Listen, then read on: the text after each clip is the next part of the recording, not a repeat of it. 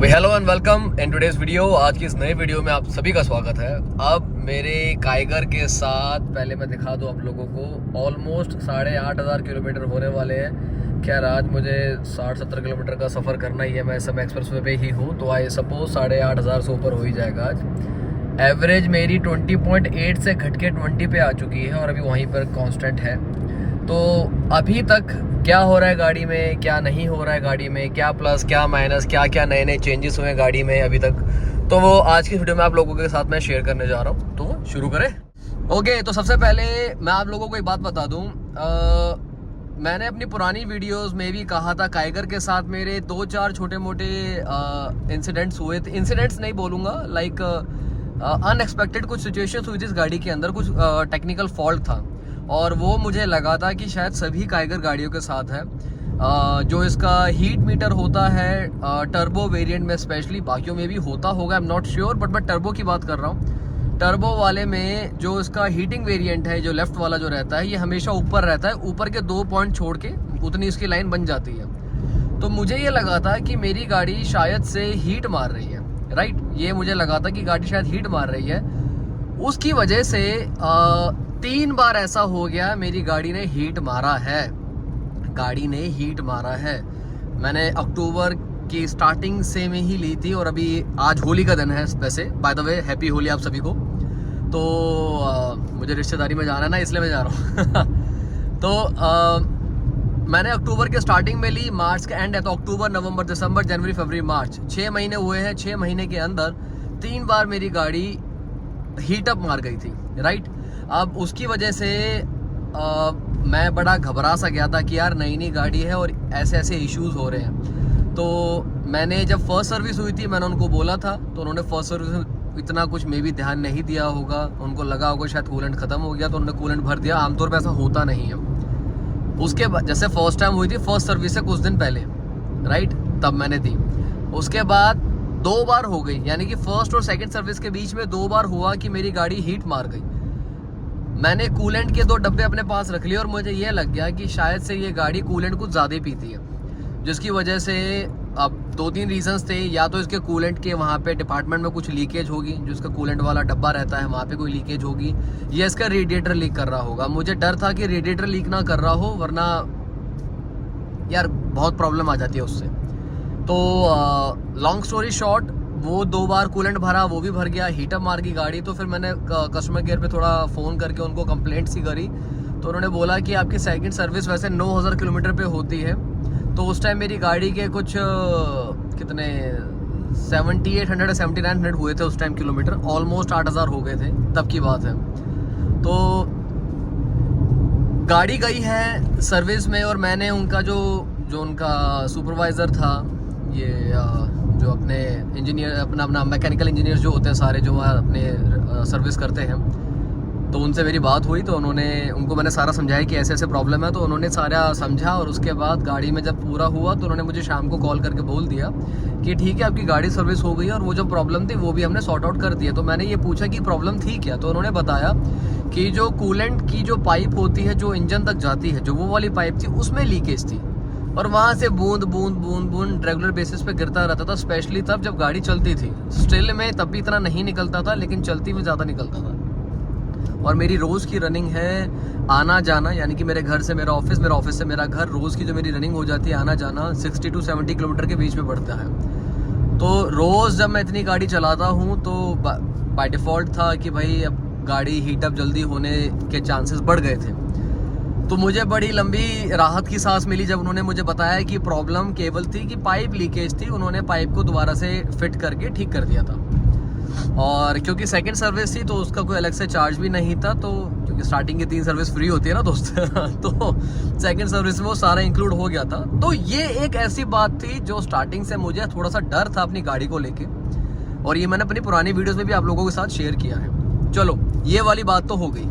उसके बाद अब मेरी 20.8 से 20, यानी कि 20.8 से 20.0 किलोमीटर प्रति लीटर की जो एवरेज है वो कम कैसे होगी, तो उसके 2-4 रीजंस हैं। सबसे पहला रीज़न ये है कि आप लोग न्यूज़ में देख ही रहे हैं कि पिछले 1-1.25 महीने से किसानों का आंदोलन दोबारा से चल रहा है, जिसकी वजह से जो दिल्ली हरियाणा के जो बॉर्डर है उनको कम्प्लीटली सील कर दिया था गवर्नमेंट ने, और अभी भी गवर्नमेंट ने, पुलिस ने जो बोलना चाहे आप बोल सकते हैं, उन्होंने सील कर दिया था। तो अभी भी सील हो रखा है, कुछ बॉर्डर्स तो कम्प्लीटली सील हो रखे हैं। तो उनमें से मेरा घर जो है वो बॉर्डर पे ही पड़ता है, तो मुझे बॉर्डर क्रॉस करना पड़ता है।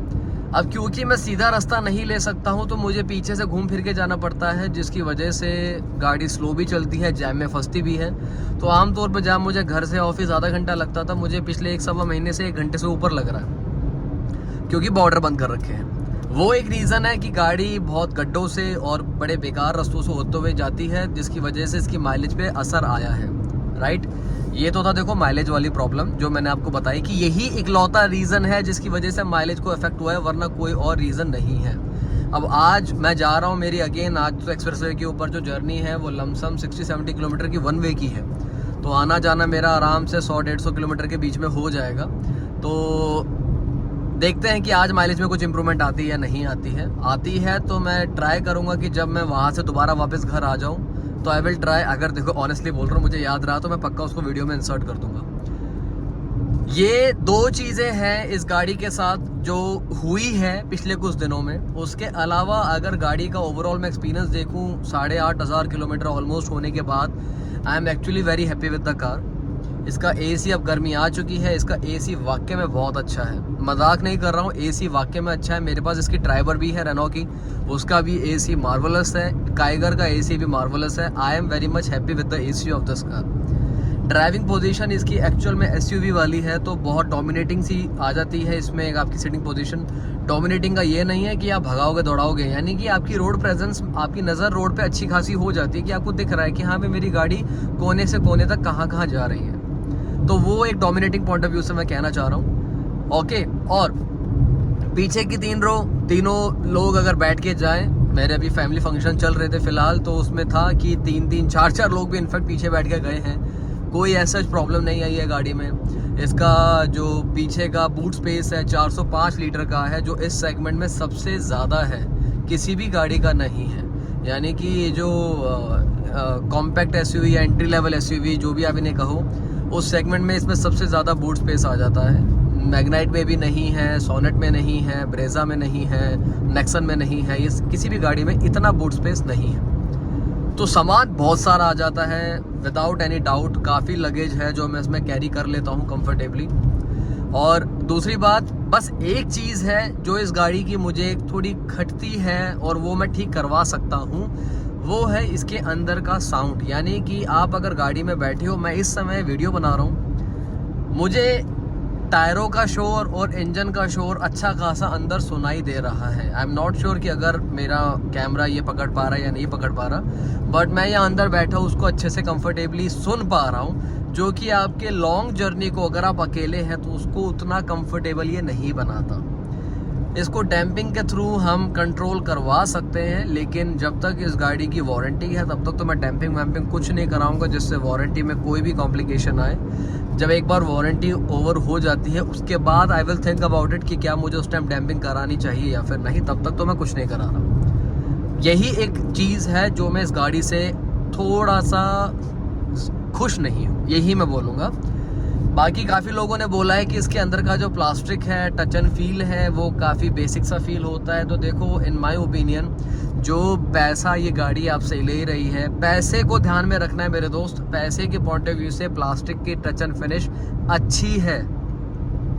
यहाँ पे मेन है बात कि पैसा कितना आप दे रहे हो कंपनी को, ओके। उसमें यार आप टॉप मॉडल अगर आप काइगर का लेते हो, आपको वायरलेस चार्जिंग भी मिल जाती है, आपको क्रूज कंट्रोल भी मिल जाता है, आपको कूल्ड ग्लव बॉक्स मिल जाते हैं, आपको अंदर की एम्बियंट लाइट मिल जाती है, राइट। ऑटो कंट्रोल एसी आपको मिल जाता है, क्लाइमेट कंट्रोल जो हम कहेंगे। इसके अलावा आपके DRL तो बेस मॉडल से ही देना कंपनी शुरू कर देती है।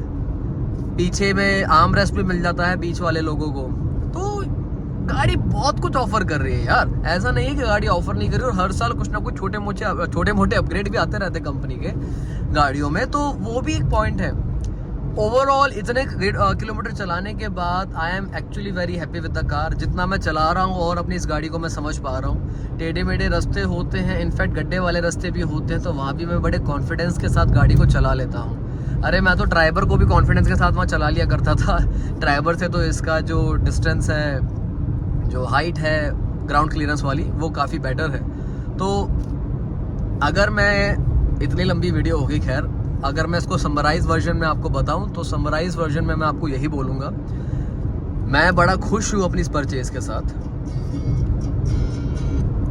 मैं बड़ा खुश हूँ अपनी इस परचेज़ के साथ। ऑलराइट, बाकी अगर आप भी इस गाड़ी को लेना चाहते हैं तो आप टेस्ट ड्राइव ज़रूर लीजिएगा, उसके बाद इस गाड़ी को सेलेक्ट करिएगा अगर आप करना चाहते हैं तो मिलता हूँ अगली वीडियो में। तब तक अपना ध्यान रखें, कंफर्टेबली चलाएं और चेहरे पे स्माइल रखें। Bye bye.